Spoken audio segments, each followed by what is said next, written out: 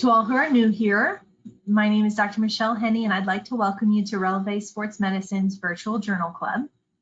For additional webinar educational opportunities, you can visit our website and register directly for the webinar or sign up for the email list to be notified of upcoming webinars. We are continuing to update our schedule, so check back often. For all athletic trainers who are intending to get live CEUs from the BOC, you will receive an email 1 hour after the webinar concludes, which includes a link to the combined quiz, evaluation, and assessment.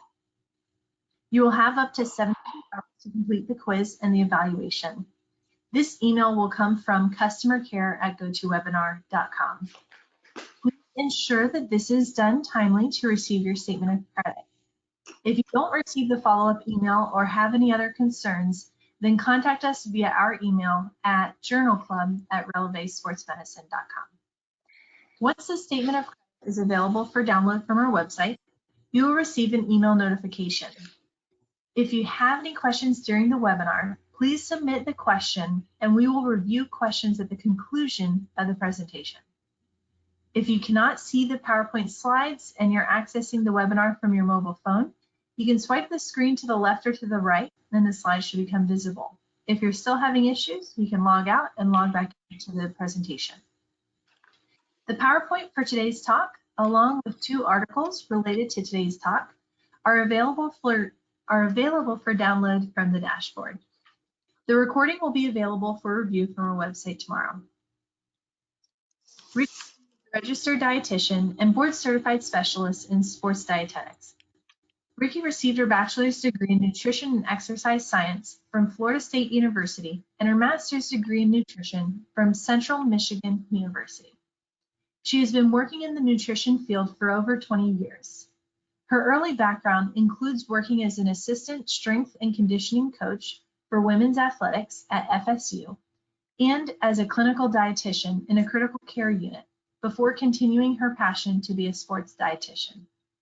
Rikki has served as the sports dietitian for the Oakland Raiders, US Women's National Soccer Team, and consulted for the University of Alaska Women's National Soccer Athletic Department, MLS teams, and Tom Shaw performance at ESPN Wide World of Sports. In addition, Rikki was an adjunct professor for 10 years, teaching nutrition courses at the University of Alaska, and served as the assistant coordinator in the Human Performance Lab. She serves on the Scholarships and Awards Committee for the Collegiate and Professional Sports Dietitian Association, as well as the Exam Development Committee for the National Strength and Conditioning Association. Currently, Rikki is the Director of Performance Nutrition for the Orlando City Soccer Club, which includes the men's MLS and women's NWSL team. She will be speaking about functional nutrition for athletes. All right. So, let's see, can you see me? I sure can. Yay, awesome. All right, let me turn this on.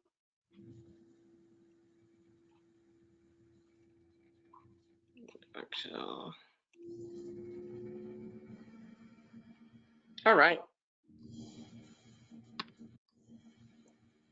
I can't see myself, so if I disappear, move around, just let me know. But so thanks everyone for attending. Hopefully, I know with athletic trainers, I work a lot with side by side in the same office all the time. And so we definitely talk a lot. It's a little family for sure. So I was talking to them today and just kind of making sure some of the things that I go over is you know, be open basically to any questions that you have that in regards to just keep it real, what you hear, maybe what is out there that's miscommunicated in your area if you don't have a nutritionist available. So that was their thing, is like they always can come to me with stuff, and they just said a lot of times with athletic trainers or in the sports medicine world, I might not have a nutritionist to kind of bounce things off of. So hopefully today I'm putting kind of the main 7 kind of functional nutrients that I use with both our teams and our athletes to just kind of maximize performance. And every little bit helps at really at any level. But these are the things that we kind of use in real life and adapt them to the real situation, because not only is it sports specific, teams have different personalities, different ages have different personalities, along with the staff, and just kind of getting everybody on the same page. So, so basically, I want to start off with creatine, mainly because that's a big one. One that can be misinformed or misunderstood if you really don't dig into the research, but it is, I would consider, the most researched. It has a great safety protocol. So I think this is probably a big one to really go over in any questions that you have. So, so really, as far as creatine goes, as I talk about it, it's just the first thing you should think of is just energy. It's just supplies phosphate for ADP to turn back into ATP. That's all it is. Creatine just carries that phosphate in to the cell. So it's just an energy helper, energy booster. Based on that, if you're having better energy, you're able to get 1 or 2 more reps out. You're able to get more total workload out of the training session. Well, then you adapt and you get stronger, faster, better in whatever you're doing. So that's really what creatine is. It's sometimes, I think people look at it like, even media does this, is like it's a steroid and it causes rhabdo, and it's all these major cramping issues and renal issues and all that stuff. All it is it's basically supplying energy. We eat it, we just don't eat the same amount, and I'll go through dosing in a second, but we just don't eat the same amount in supplementation, because you'd have to eat a lot of meat for that. But basically it's composed of 3 amino acids basically bound together. So it's a tripeptide, and it carries in phosphate into the cell. So, so basically on its safety profile, on its efficiency profile, years and years that they've been looking at creatine in a healthy individual, and even in clinical settings. So basically diabetes they've looked at, they looked at cancer, neuro, degenerative type things. So it's actually been looked at in the health and clinical side of things. It's not always just actually on the athlete and elderly, because maybe they're not eating enough creatine or getting that in their meat. Maybe they for whatever reason not able to chew it, or but they can respond as well to creatine. And we're actually looking, or researchers are looking at it in regards to brain function and delaying of fatigue in the brain. The military has also looked at creatine for their soldiers that are sleep deprived. So it's got a broad spectrum, and again, it's the safety profile is pretty good. So basically, we use this, whether it be male or female, on both sides of the teams. So it's something, obviously, it's always going to be optional if someone's not comfortable with it. I try to educate is the biggest thing, because I have athletes come in from different teams or maybe colleges, and they've been told various things in regards to, you know, it's bad. You know, they'll gain weight, they'll cramp, anything like that. So I just try to educate them in that regard. Also, I will push it a little bit more with my vegans, because obviously they're not eating meat. So that's really the only source that they're really going to get creatine from. And as far as the supplement goes, it's a powder. And we do have to watch what products that we do get it from. So we do certified products for sport that won't have banned substances in them. So there's multiple brands out there that offer that. It's fairly cheap. But that is one way that I'll try to push for my vegans to get their creatine in, because it's been shown that vegans will actually respond a little bit better because they're not even getting it, the 1 gram or so in their diet. And then the liver actually makes a gram as well. So let me talk about dosing. There's a fast load, and then there's a slow load. So basically the fast load, 20 to 25 grams a day, is divided up. I actually don't do that. You can, it's safe. I just kind of avoid if there is going to be some fluid that's held 1, 2, 3 pounds, which can happen because the muscle cell does hydrate very well due to creatine, which is a benefit, not a detriment. So it actually, research shows that actually can limit or decrease cramping versus increase it, because you're keeping that muscle cell hydrated, but you also want to keep the hydration around in the extracellular as well. But so basically creatine can actually help versus hurt cramping. But just to not shift any weights, not people feel like that's a negative, I just do the slow load. We're never really in a rush to get the creatine in. So usually in a month you can saturate the cell and they're good to go. So basically, like I said, it takes a lot. So why would we supplement? Is because you would have to eat, 4 to 5 pounds of meat, and I highly wouldn't recommend that. So this is an easier way. It's unflavored. You can mix it with anything. You don't necessarily time it as far as like you have to have it post recovery or in your recovery post exercise. That's not absolutely necessary.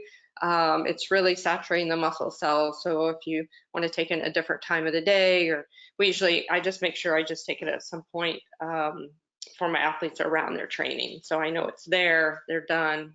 They don't have to worry about it when they go home. So, and again, just mentioning that it is used in the healthy population as far as it's been looked at, safety profile and efficiency with creatine. So the next one is collagen. And so collagen's kind of been a hot topic of recent. They've probably been looking at the last 10 years or so. Keith Barr, if people want to get more into looking at some of the collagen information. We actually use collagen and not gelatin. I used to, probably about 3 or 4 years ago, make Knox blocks. So you can get that gelatin at Publix, heat it up, just make Jello, basically. I'd add some vitamin C after it cooled down, and then just basically make Jello and cut them into squares. The athletes loved them. It was more labor intensive to do that. So now there's products. This is before there was actually some certified products out there. So now there's some certified brands that we use. You can get unflavored and it mixes with everything. And the nice thing about using gelatin versus collagen, using collagen over gelatin is collagen mixes cold or hot, where gelatin, if mixing it with cold doesn't work very well. So that's why you make Jello. So basically using a unflavored collagen at 15 grams is very easy to do. So the key with this is whether you're going to use it in kind of a rehab setting or just more of kind of potentially a preventative if you have athletes or elderly or anyone that's having some tendon ligament concerns. For example, even outside of the athlete world, you're looking at diabetics, and diabetics are, like 10 times, more prevalent of having a tendon issue. So possibly that would be something to look into that population. But for athletes, we primarily use it. It's a compound, so a pre-nutrient that needs to be timed along with either the rehab, where you're going to move that joint, you're going to move that body or a piece of that body, or you're basically going to exercise. So the reason for the hour before is we want to get it in the system. The amino acids get broken down, which are in a different profile than whey protein. So that's why we use both, but basically the collagens for the tendons, ligaments, a synthesis there, and then the whey is used for more of a muscle protein synthesis. So, but the 1 hour gives them time to digest it, get the amino acids out there, and then the exercise or the rehab is basically the pump. that will move those aminos to that area. So whether it be the knee or the ankle or wherever, shoulder, you need to move that actual body part. Otherwise, the collagen doesn't really, those aminos don't get there. It's still good for your skin, your hair, skin, and nails, but as far as functional for, you know, collagen synthesis and tendon and ligament crosslinks, you know, basically being better is you need that exercise piece to it. So this study was very interesting because this actually used less than a 10-minute load, 6-minute jumping rope, and they basically kind of compared it to actually exercise because that does increase collagen synthesis. But they realized, hey, can we do this, and can we actually increase it by using actually dietary collagen as well, and it basically doubled.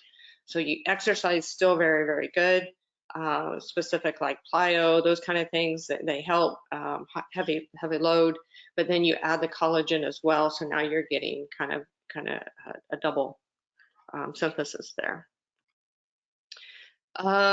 So if you're into which amino acids, specifically, for example, like whey, leucine is kind of the superstar of whey protein that increases the mTOR, increases the muscle protein synthesis, the building, where in collagen, collagen's very low in leucine. But what its superstars are is proline, glycine's in there as well, hydroxyproline and hydroxylysine. So those are a higher profile or amount than what whey would have. So it's basically key ingredients are those 3 to 4 amino acids. In conjunction, it doesn't necessarily have to be with vitamin C right then and there. It's just we do that, and I think a lot of other sports teams and colleagues do the same. It's just because we know it gets in. Is making it easy. I just mix it with orange juice, so unflavored powder, put it in there, and mix with orange juice. And then it's one, the athletes like orange juice, so that's a win. And it's really not altering the taste, so it's easy. No battles are being fought there. They'll get it down pretty easy. So we do that about an hour. Basically, as they come in to the locker room, they'll have that. There's at least 16 different types of collagen. Our primary one is 1, 2, and 3. That's the majority. I had a conversation with an expert in collagen a few weeks ago, and I think the question was, there's a couple products out there. There's type 1, just type 1 collagen as a supplement, and then there's multiple types. So it'll be like 1, 2, 3, like 4 and 5, or even like 10 that they'll add in there. So is that necessary to cover all the bases? And the answer was no. We don't know that you have to have a multi-type collagen versus the majority being type 1. So that kind of is the key factor we don't quite know. So I went ahead, just to give you an example of using it in real life, is I tried the multi. So the multi bean, it comes from fish, egg, chicken, and beef, where the type 1 is mainly cows, bovine, so beef. So I've been using the type 1 for quite a while, unflavored, and then I tried the multi-type with all 4 of those, and the flavor it's not bad, but it wasn't great, and I got major kickback in regards to the Pride team. So we changed back to the type 1, and again, we don't really know it's going to make a huge difference. So as long as they're taking that majority of type 1, then I'm happy. So that's how kind of you have to work that in. There is some studies showing reducing joint pain. They've looked at healthy individuals. These are collegiate athletes, NCAA collegiate athletes, and they've also looked at elderly and osteoarthritis, and reducing discomfort and pain, enhancing tendon, ligament healing, recovery, and ACL. That's kind of what brought a lot of stuff up for me a few years ago, is realizing, hey, this is something that we should be looking into, and there's really no downside.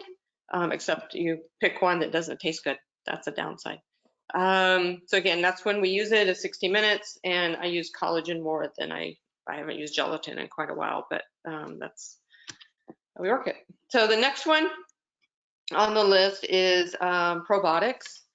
And I think they're about everywhere now. We would do good belly shots. There's kefir. There's a variety of options. Of course, there's supplementation. You just take the actual capsules or pills as well.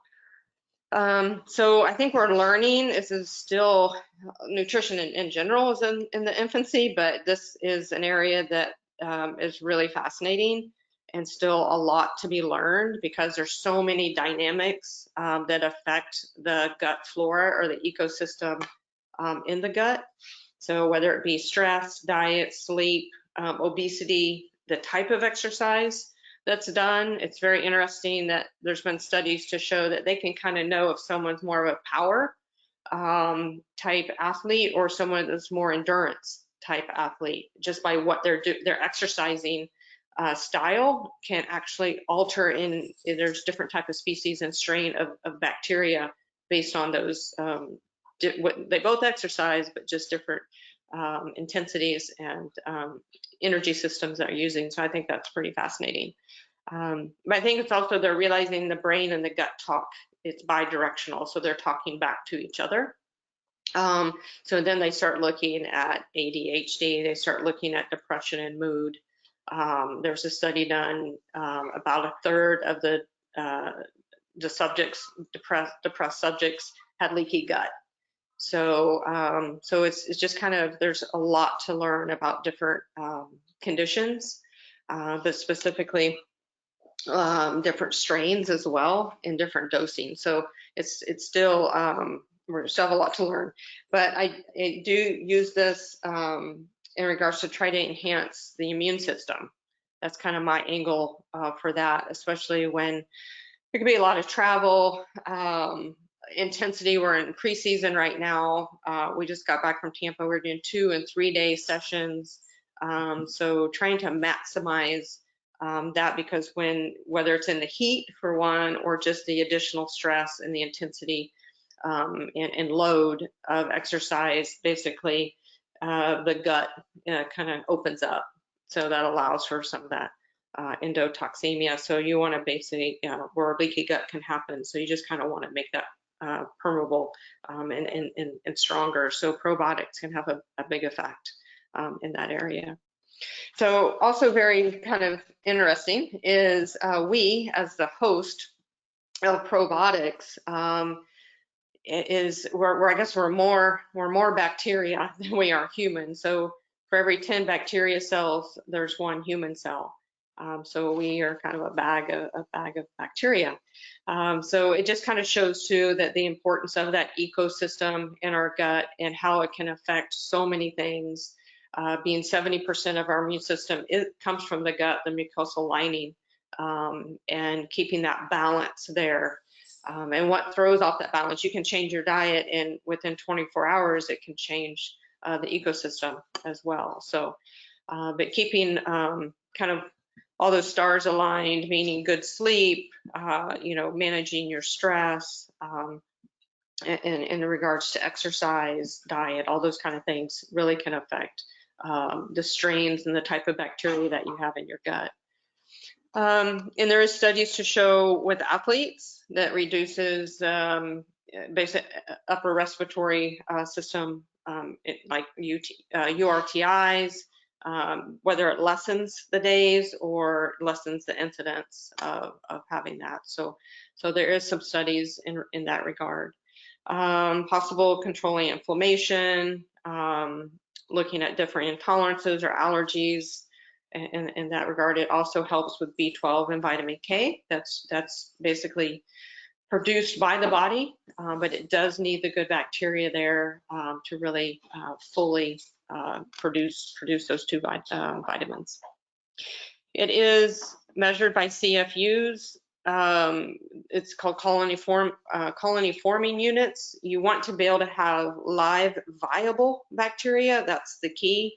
So making sure that the brand or the product that you have is going to have live viable There is some testing that goes on with that, so you can kind of confirm that. You'll also see where it's like 1 times 10 to the 9th or 1 times 10 to the 10th, those kind of things. So those are also just, you can convert those to billions. So 10 to the 9th is 1 billion, 10 to the 10th is actually 10 billion. But most are supposed to give you the dosing in the CFUs. How much is usually given? My 2 favorite words are it depends. I think we all can use those 2 words in all our careers. There's not one black or white way to say, hey, you need 10 billion CFUs. It's like the strains, the specific timing of it, those kind of things. So generally, I'll say 5 to 10 billion, kind of on the low end. And then if there is additional gut issues, the athletes complain of things like that, then I'll up it. But just kind of give you an example, in the hospital, we would use a product called VSL number 3. And it's dosed typically in sachets of 450 billion. So when I say 5 to 10 billion, that's kind of a drop in the bucket. There's trillions of bacteria in the gut. All right, the next one is nitrate. So there's a few products that are pretty popular within pro teams, even in collegiate teams, that are using, again, we can get this from food. Which is still great. I still try to push, at our salad bar or on the hotline, we're having beets as well, like roasted beets. We have spinach, whether it be sauteed spinach or we'll have spinach, raw spinach. So I basically try to make sure that we have these foods that are high in nitrates, but to kind of take it to the next level and know that we have a set amount of milligrams or millimoles of nitrates. Is also key. So it can vary depending on the region, the soil, how much nitrates would be in beets or spinach in the food, but still very, very good to include in the diet. But basically what nitrates are is a compound that's going to turn into a gas. It's going to turn into nitric oxide. So nitrates we eat or supplement, and it's basically most popular is the beet juice. There's bacteria in our mouth, and that actually converts the nitrate to nitrite. So that's your first step. And then the second step is once it hits the stomach, the nitrite then turns into nitric oxide, NO, and then goes into the system. So it can vary depending on the concentration as far as the timing when that happens, but anywhere from about an hour, maybe up to 3 hours is when you start to get the effects of nitric oxide being a vasodilator. So it's opening up the system for better blood flow. With that, then you're able to enhance the oxygen efficiency. So you're getting more oxygen out of the same exercise load.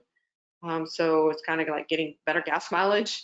So the athlete, especially if they're in an area that's, we're traveling to Colorado or Utah or an altitude place, we try to actually kind of load our nitrates days before. So usually, 4, 5, 6 days before we're getting that into the system versus maybe something we're using it more acutely the day of, or really when they walk in the locker room, it's usually about an hour of kickoff.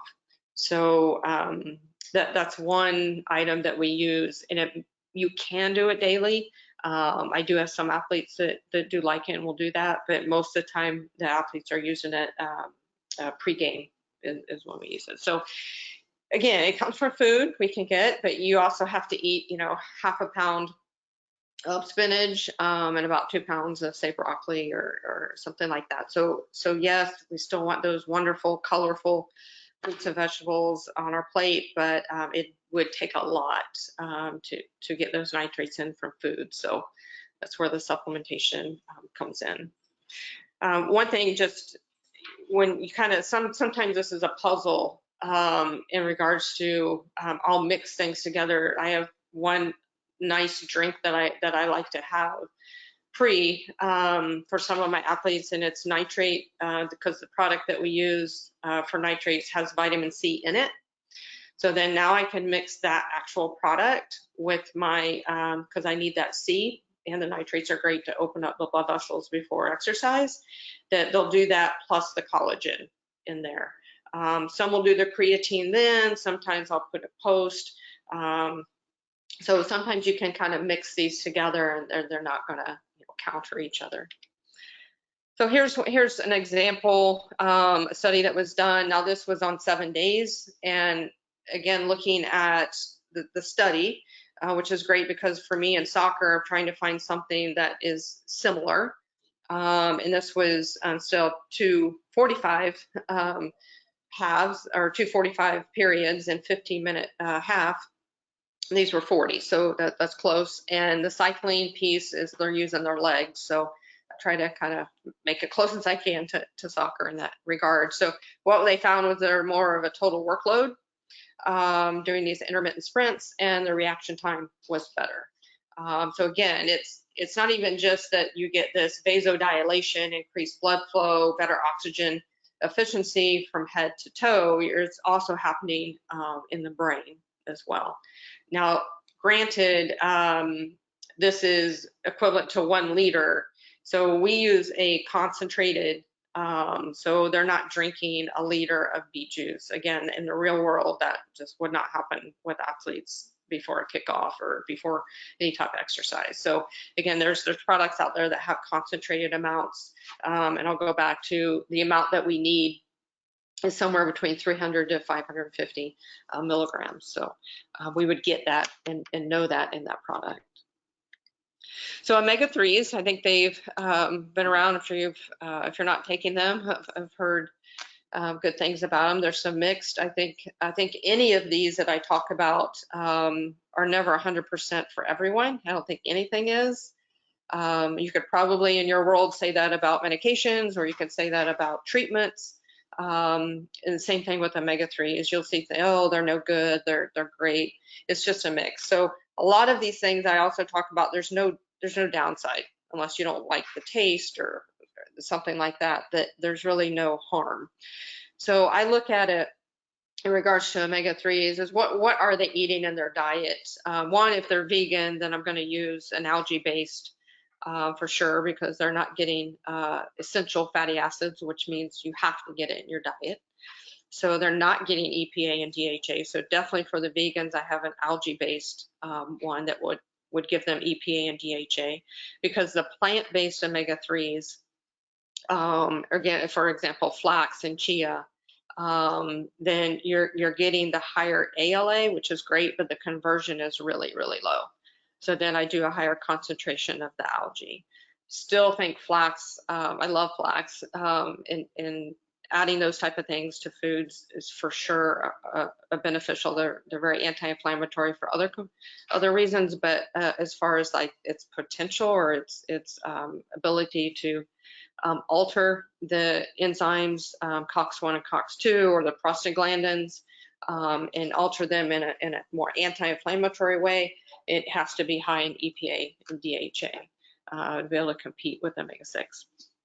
So there's some studies out there, they're mixed, but they're, for the most part, I think there's potential benefit enough to be able to utilize omega-3s.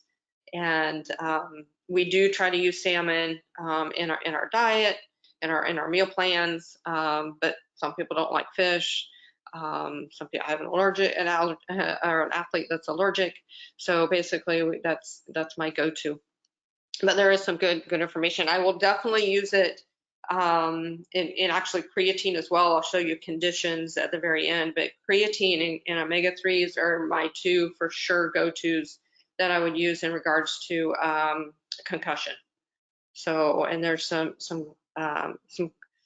good research on that. The military has looked as well, so there's no downside. Again, there's a lot of energy connection going on when it comes to a brain break or a TBI.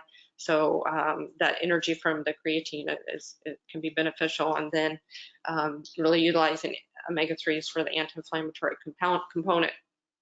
On that note, though, I don't, let's say I have an concussed or ankle sprain or any kind of inflammatory condition that's going to happen naturally. We want that to happen.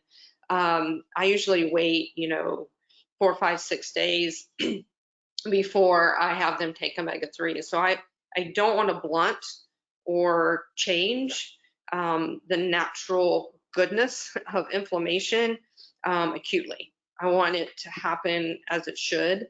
So then I'll hold back on the omega-3s or any anti-inflammatory, whether it's turmeric or anything like that, until 4, 5, 7 days, and then we'll get it to read. It kind of depends on when I see them again and the game day and those kind of things. So the question is, should we regulate exercise-induced oxidative stress and inflammation? So we talked about anti-inflammatories, omega-3s.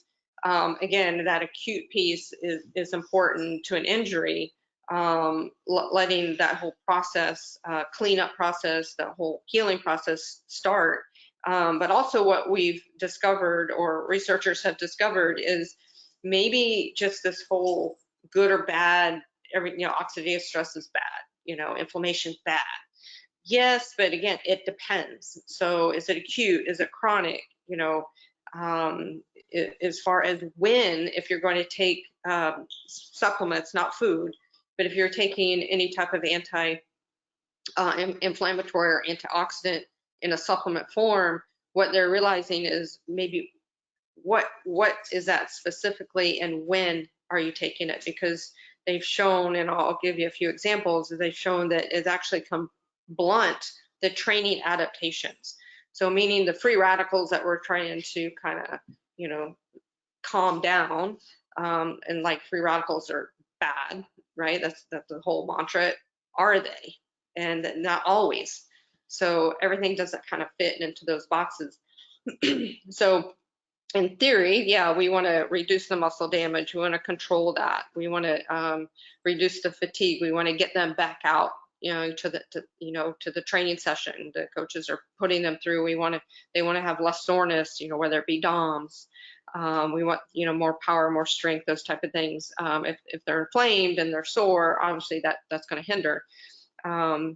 But what we're seeing is there are actually some specific antioxidants near training that actually blunt and kind of you take a step back. So I kind of wanted to go through that. I think we're still learning a lot about that, but what I want to make sure, if you read headlines or hear that, well, antioxidants are bad around training, yes, but it's specific ones. So it's not just, that's antioxidant or anti-inflammatory is a big generalized broad term. There's a lot of antioxidants, but what they found out and right now is they're looking at vitamin C and vitamin E, and we'll go through those. But just in a quick refresher of what a free radical is, one, it's not bad, it's not good, it's one or the other. It depends, but it's a signaling compound that can do some good things. So again, when the body is when it's breaking down, then we can build it. So we want to be able to not hinder necessarily that breakdown all the time. Now, if it's continuous and the load is high, then yeah, that's when we want to come in and really kind of control some of that damage. But maybe we're not going to do those antioxidants around training at those high doses. We'll wait till later or prior, away from the exercise. So again, are free radicals bad? And not necessarily. So the ROS is your reactive oxygen species. They actually have good benefits. They do some good things. So they can enhance the PGC1. So that's basically saying that, hey, we want to, PGC1 will actually enhance mitochondrial biogenesis. So now we're having maybe a better engine, engine inside the cell with the mitochondria, and that's due to some stress of the free radicals. It's also due to There's some training strategies that increase PGC1, which is train low. And that's not with oxygen, that's with carbohydrate. So you go into a training session with very low glycogen in your muscle, which sounds crazy, but that actually stresses at a low or moderate intensity, can actually stress the body. It's going to respond by increasing PGC1. Now it wants to increase mitochondria. So again, same kind of concept, free radicals can do the same thing. Enhanced insulin sensitivity, great. It can actually stimulate the natural antioxidant defense system. Again, great thing. So here we are trying to counter that, and we don't want to do that around the training session. So I'm going to go through a few examples. I'll kind of skip through this, but these are free radicals actually in the skeletal muscle. We did talk about nitric oxide. It's actually a free radical, and actually we talked about as far as having a beneficial effect. So again, that redox, which is the oxygen reduction kind of system, there are some good things to that as well. So basically, besides what we have naturally innate, whether it be an antioxidant system or the enzymes that support that system, there are obviously a lot of marketing, a lot of products, whether it be a superfood, whether it be a supplement. Antioxidant can be turmeric or your curcuminoids. You could be the omega-3s, you know, your vitamin A, C, E. What they've looked at is the actual C and E stand out. So we can't say antioxidants around a training session as a supplement are bad. What we may think the C and E could be bad. They could actually, in a sense, blunt the training adaptations that just took place, that the coaches just put the athletes through to try to improve whether speed, strength, skill set. So here's some examples of some studies. Just really quick, they looked at 14th century men. They looked at rats as well, gave them a gram, which is not, it's pretty normal amount, 500,000 milligrams of vitamin C on a daily basis, and for 8 weeks, and basically found that it actually decreased their exercise-induced expression of mitochondrial biogenesis, so their aerobic capacity didn't do as well as the group that didn't have C. So again, it's when. So the next study looks at, for 2 weeks, a gram of vitamin C. They did it 2 hours pre downhill running. So they looked at eccentric, so increased their DOMs for sure. It actually delayed their recovery in the vitamin C group. So again, it's around. So looking at it, if I have someone like, especially all these COVIDs, you know, stuff that's going on this last year, that, you know, should I take vitamin C? I have no problem taking, have my athletes take it. Let's just take it later in the day, away from the training session. Again, looking at vitamin C and E, this study, of course, this is recreational, not elite, but recreational, male, female, active. And they took 1,000 milligrams of vitamin C and 235 milligrams of vitamin E, just to give you an idea what that 235 is. 15 milligrams is the RDA. So just kind of in relation, obviously we're getting much higher than what the diet would give you. And then vitamin C, you're looking at, you know, usually 70, 90 milligrams, something like that in regards to the daily intake. That's just making sure you don't get scurvy. So these obviously are kind of moderate low, but just kind of give you an idea what the RDA is. They had it with breakfast for 3.5 hours pre, and then immediately post a lift. They were looking at basically strength and hypertrophy, and they actually, the muscle, the MVC is muscle voluntary contraction, 1 RM per strength, and then the fractional. So the fractional synthesis rate, basically looking at, did it grow? Did you have a positive anabolic effect? And basically, those went down in the C and E group. So that's not a good thing for the athletes after those 10 weeks, but there was no difference in hypertrophy. So again, they're still learning about this, but for me, I just try to avoid any high dosing of vitamin C or E around a training session, either pre or post. So should we use these anti-inflammatory, antioxidant supplements, whether it be turmeric or omega-3s? Vitamin D as well is very anti-inflammatory. It depends, and it depends on what it is. And again, going back to right now, what we know is those others, the omega-3s, the vitamin D, the turmeric doesn't cause these blunting of training adaptations, but C and E have a potential to. So again, let's just try to avoid that at that time. So polyphenols with potential performance benefits. There is, I think it was tart cherry juice. There was one I was going to send to on grape juice, but there's an article that I sent on the tart cherry juice. So we use tart cherry juice. We also use purple grape juice.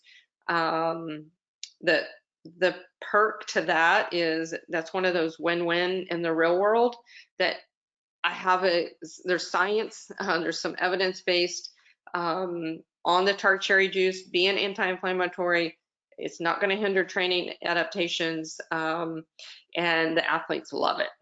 So they come straight off the field, and it's hot. They're usually hot and sweaty and tired, and some cold grape juice or tart cherry juice. They don't really care that it's highly anti-inflammatory. They love to drink it, and it gives me some reloading of glycogen or their carbohydrates. So it's a win-win. But there's some studies, not only in athletes that I listed here, as far as in elderly and gout.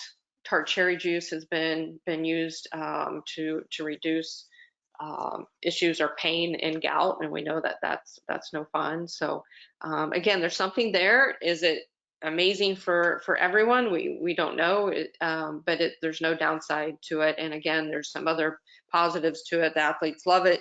I got fluid in them, and I got carbohydrates in them, and I get some anthocyanins in them at the same time. So I will put blueberries in shakes and those kind of things. I think we all do that. And there's some good information on blueberries and cognitive function and those type of things. So can't go wrong with these very vibrant colors that Mother Nature has put in any fruits and vegetables, whether it be red, green, yellow, blue, purple.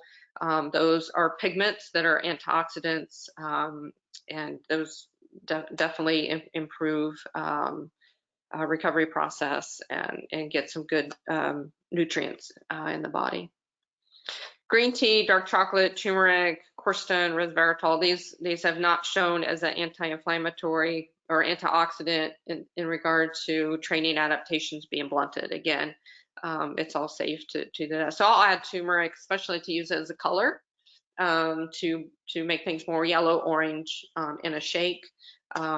Is kind of easy to do and use that we also use supplements as far as pills go.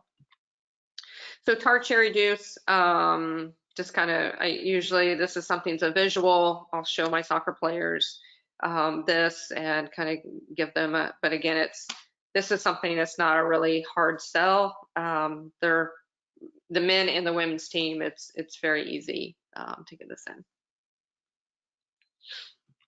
Vitamin D. So one, I wanted to kind of note that vitamin D is actually not a vitamin.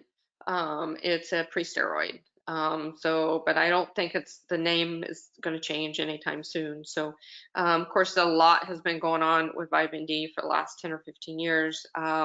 Again, what we do is we test in their labs. So in their physical, and initially before they start preseason, they have a full physical and at Orlando Health, and we do multiple labs, and that's one of them is looking at their vitamin D. Then I will sort out who's going to be taking vitamin D, and then who usually in 2 to 3 months will retest and see what levels they've come up to. So if I have somebody, for example, a 17 nanograms, then I'll dose them appropriately. And it's usually 1,000 rule of thumb. 1,000 milligrams gives you about 10 nanograms, so 10 points is what I call it to tell the athlete. So for every 1,000, I'm looking for 10 points. So I can try to get in that range of 40 to 70 nanograms. That's kind of what we're looking for.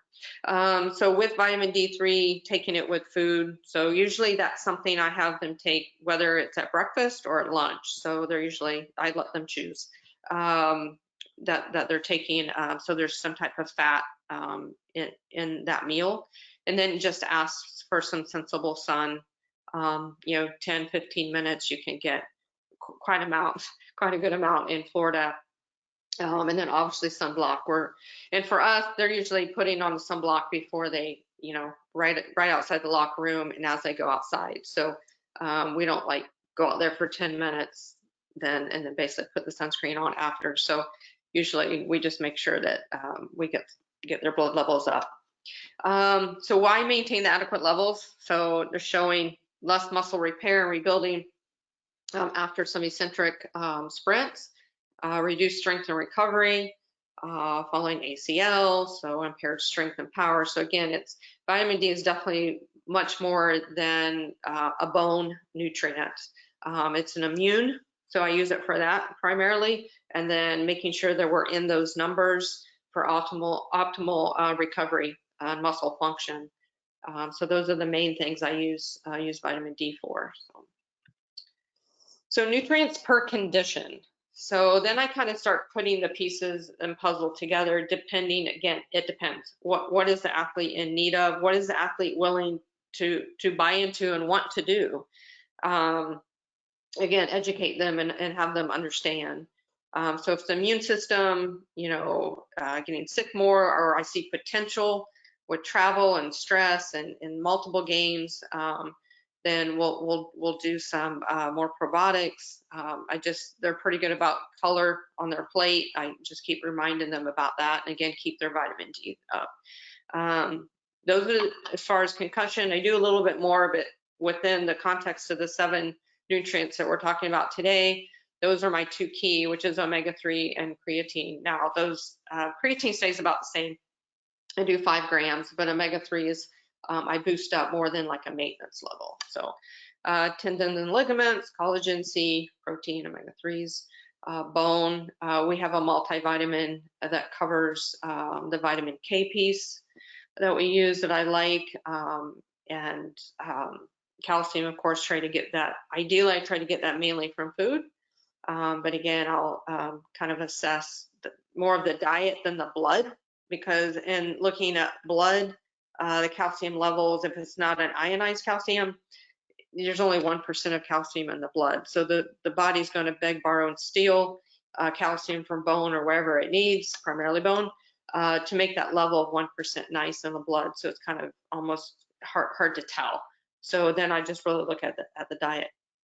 And then a muscle, we use protein, we use whey, we use a plant-based.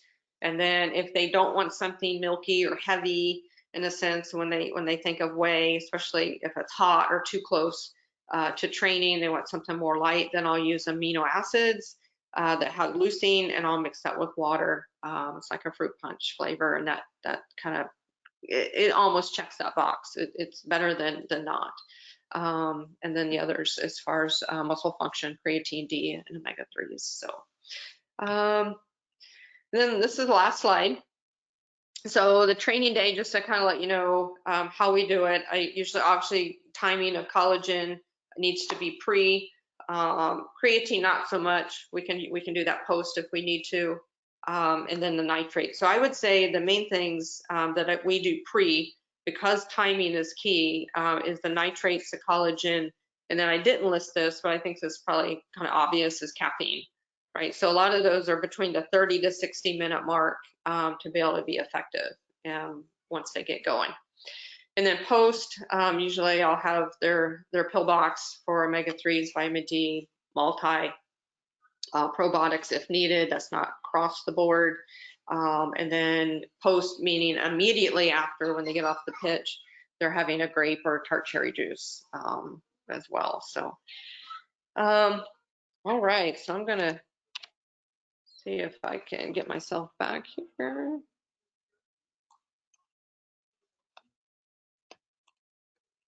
All right. All right, awesome. Thank you so much. I've already had a bunch of people message in saying they are loving the information. So we have quite a few questions here. The first question comes from, he's asking about the creatine slow loading. How often do you have your athletes go through the 28-day loading? It's a good question. So actually you can, we have it all season. So we start when they come back preseason, and they're basically going to continue taking it. Now there are days that are missed here and there, that's just life. And but it's saturated at 28, and then we maintain it throughout the season. So I tell them for a lot of supplements really to take a break during the off season. Mental break, supplement break, anything, so just so some continue, and that's fine. I have some athletes that just continue it. So you don't have to cycle it. You don't have to do 28 and then wait. If you do 28, then it's going to take about another 28. Let's just say 1 month, and then take another month for it to go back down to baseline. So you can do that, but it's not necessary, because once you fill the muscle cell, it's going to stay there and you just maintain it. And people can take, 10 milligrams. It's not necessary. They've known that anywhere from that 3 to 5 grams is a nice amount. Anything over, you're just kind of wasting. And I feel why, and I would rather just stick to what the studies show for safety and that. So yeah, you don't have to cycle. Great. The next question comes from William, and he asks, do you have recommendations on a brand of collagen? Am I allowed to say that, Dr. Haney? Can I say? Point, if we're answering questions, is unrelated to the presentation. Okay. There's Yeah. no bias. I have the Orlando City, anyone has, vested interest, but basically we use, there's two actually, depends on the taste. So I'll give you two options, you can decide, is Vital Proteins.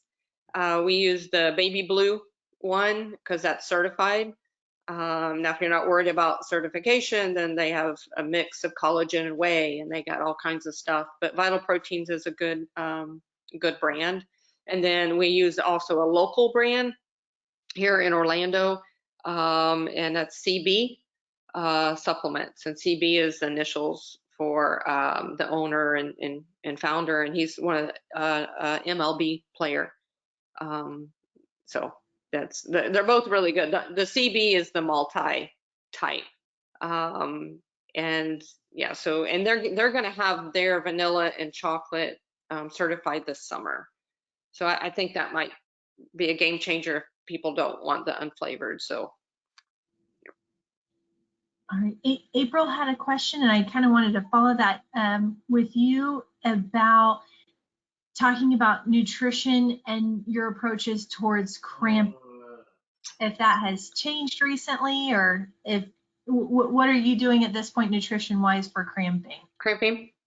Gosh, a lot of stuff. So we'll do sweat rates. I think I'm sure anyone here, you and the whole audience can say is sometimes it's really hard, right? It's you just sometimes doesn't make sense. But you can have some really heavy sweaters and they never cramp, and then you have some moderate okay sweaters and they cramp all the time. So so my take is looking at their sweat rate. We also do a sweat patch on their forearm, so I can just give me a little bit more. It still doesn't like definitive, oh yeah, what, he's a cramper. Well, he's a heavy, salty sweater. So I'll see the concentration in that. You can send that off to a lab, or there's actual meter that you can get, which we just started using with Pride. I had some colleagues, Lindsay with US Soccer and Jennifer with the Chicago Bears, they really like it. So I basically, have been using that recently. I like, because that's quick, easy. You can find out. You got to collect their sweat, but you can find out their sodium concentration. And it's about a $300 meter, and then that's it. So that's another thing. And then basically trial and error. So I use sodium citrate versus the sodium chloride. There's a lot of other products out there. Travel-wise, we use a product that you can just squeeze it in. But sodium citrate, I can dose it out, whether I need 600 milligrams, 1200 milligrams, something like that. And then I'll put that in our sports drink, which is high in potassium. So that checks another box for me. And then I typically will add magnesium. So I'm just trying to cover those main bases. The fourth one is I'll look at their diet for calcium, because calcium is recycled for muscle contraction. So making sure all those are lined up are probably my key things for now. We do have some secrets that and you sometimes use it on the go. We were kind of locked into the hotel last year, and just trying to find out. It was a lot of games. It was hot, and we had these cute little bottles of Tabasco sauce, and we actually used those, and they worked. Maybe it was placebo, and maybe it was a mental thing. Of course, I said, you want to try it? And at that point, they're like, yeah, I'll try anything. And it actually was something we used in a couple athletes, so Tabasco sauce. And that's mainly because the acetic acid in there is known to help with cramping, which is what's in pickle juice.